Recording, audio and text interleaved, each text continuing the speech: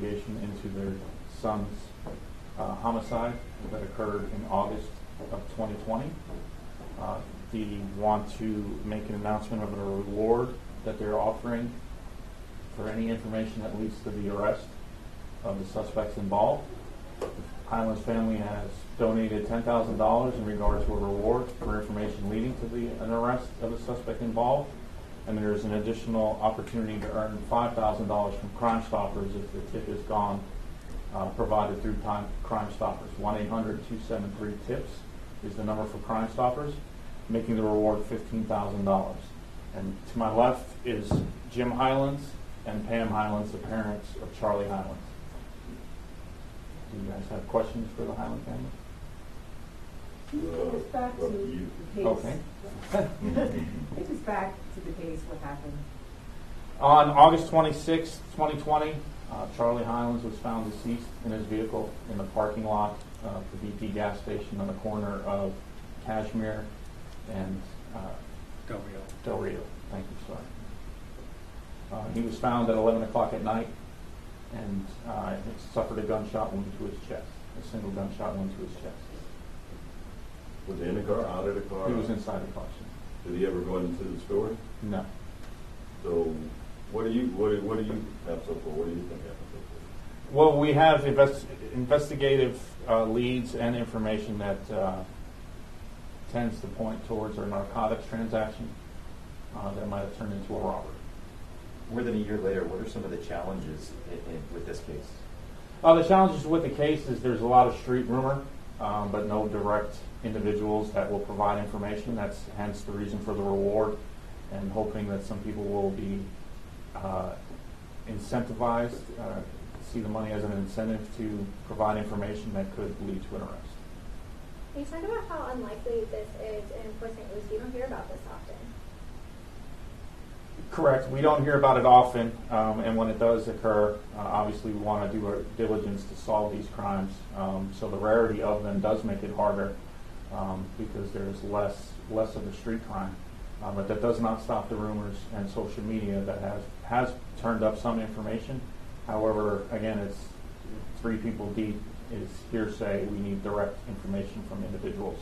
Hence the plea for the public to come forward with anything that they feel is relevant to the investigation. Is the Corolla Charlie's car? Yes, sir. The more time that passes, does that make it more difficult for you guys to, find a lead? Yes, it does. So you have no video at the gas station? No, sir. Let's start with Dad. Can you tell us about your son? Yeah, I mean, he was an awesome kid, very bright. Loved his family and his friends, and God. He was just an awesome kid. You see all the pictures up here. If I could, I'd like to talk about one in particular. It's this picture here, which is also right here. That was Charlie's high school graduation at Monwood Stadium up in Fort Pierce. That was about 11 in the morning to noon on the 2nd of July. Well, on the 2nd of September, in between the hours of 11 and noon, we were having a funeral service for him about a mile from where that picture was taken. So there are people in our community that have information, but for some reason are not sharing it. What I would I would urge you to come forward and, any kind of information you have is contact the detective or the police department. Share that information, because as of today, we still have a killer walking around our community. And, I've always considered Port St. Lucie kind of sleepy, small town, it's getting a little bigger. But we still have somebody walking out there that has committed murder in our community, and we need to bring them to justice. Can you highlight that picture of the high school graduation? What were Charlie's goals, his ambitions? What did he want to do in the future? Well, he was in the food service business, which I was as well, and he was studying to get his insurance license to sell life, health, and annuities.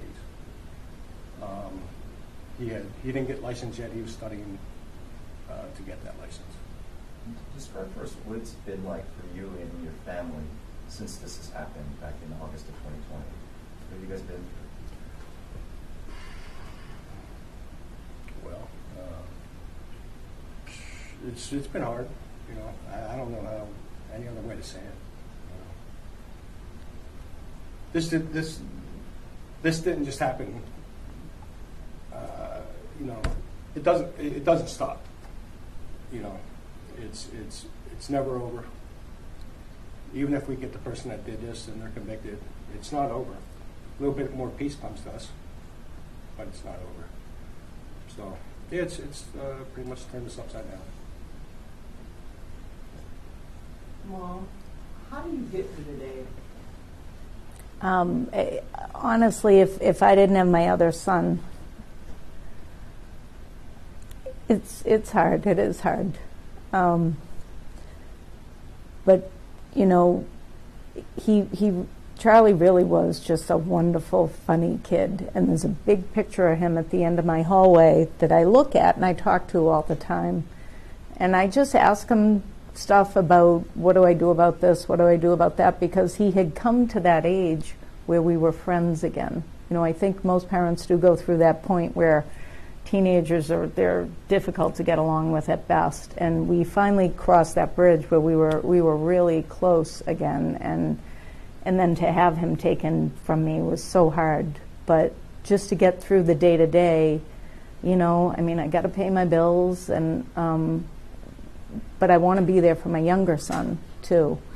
And you know, it's hard. I don't think any parent, you know, we all say that, oh, at least I did. I always said I could get through anything except this. I've been through a lot of other losses, and there's nothing like this, you know, and it's almost like you're in a movie, like, is this really happening? But it's encouraging that so many people have been so supportive. It's unbelievable how much support is out there in the community from friends and families, but that's why we're coming forward with this reward, because of the donations from people. And we just really want to find an answer. Like, who is this coward who's hiding, who killed my baby? Like, he needs to come out, you know, and if he isn't gonna, then somebody needs to do the right thing and get him out here. You just mentioned that the reward is in part from donations. Is that why this is happening now? Did you just get money now to put this reward out, or was it like a long process to put together?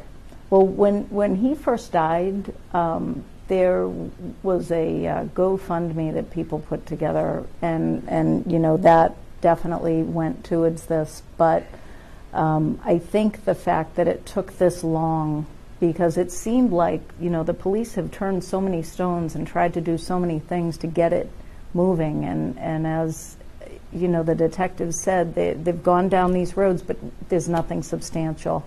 So basically we all came together and said, okay, it's time to put it out there as an actual monetary reward, so that people will do the right thing. Because if their conscience isn't helping them, maybe some money will help them come out and just do the right thing. Just give us some peace, you know, because like Jim said, there is a murderer walking out there who thinks it's, you know, what he did, he's going to get away with it, and he doesn't deserve to get away with it.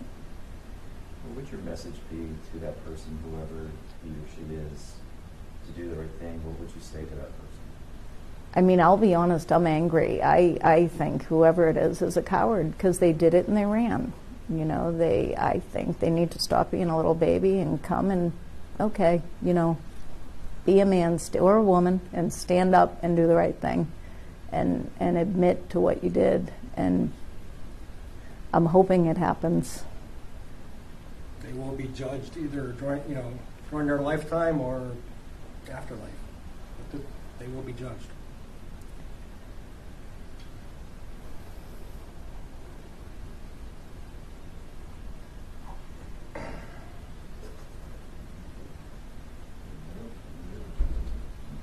We were chatting, you mentioned that you went out to Massachusetts to spread some of Charlie's ashes.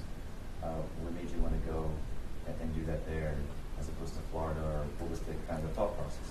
So when Charlie died, his dad and I had a conversation, and he said, I don't want him buried in Florida. His dad's from Pennsylvania, I'm from Massachusetts, so we actually, we cremated him, and we scattered some of his ashes on his birthday at the basketball hoop that he played at in Port St. Lucie, right next door to the house, with a bunch of his friends. And then we went up to Pennsylvania and we scattered some ashes at Jim's dad's grave. And then we went to Massachusetts and we scattered some ashes in the ocean there. And those were all spots that were important to Charlie.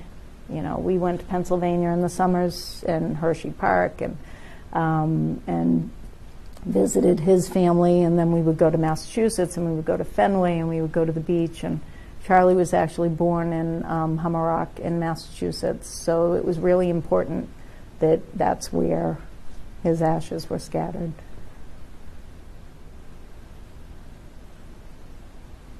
So just in closing, again, just to reiterate, there's a $15,000 reward on the table for information that leads to the arrest and conviction of the suspects involved in Charlie Highlands' homicide. The information and tips can be presented to Crime Stoppers at 1-800-273-TIPS. $5,000 would be through Crime Stoppers, and then $10,000 for a reward was donated by the Highland family for any information on Charlie Highlands' death that occurred on August 26th of 2020.